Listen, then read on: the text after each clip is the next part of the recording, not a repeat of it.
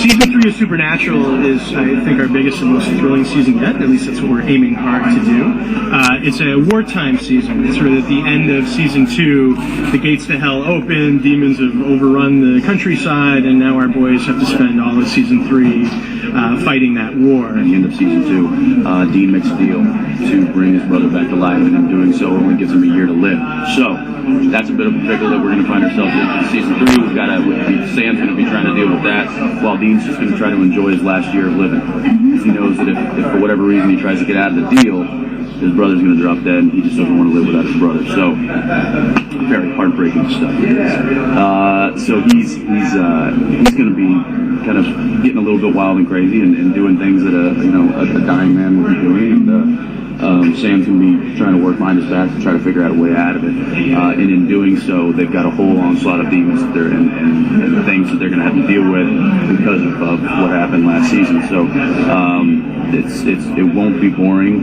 We're going to be, the Impala will be kicking around the country, and we're going to be using our guns and doing everything we can. There are some girls being introduced in the show this year. They're not being introduced necessarily as love interests, but they're being introduced as to make trouble for the guys and for there to be sparks, and we'll sort of see how it goes. And if there's chemistry between them, there will definitely be some sparks, and we'll see what happens.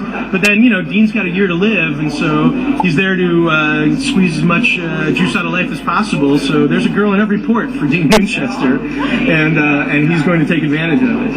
After 2 seasons, just not sharing that workload together, it's a long haul when you're doing 22 episodes in 9 months of just him and I. Gosh, I'm sick of looking at his face.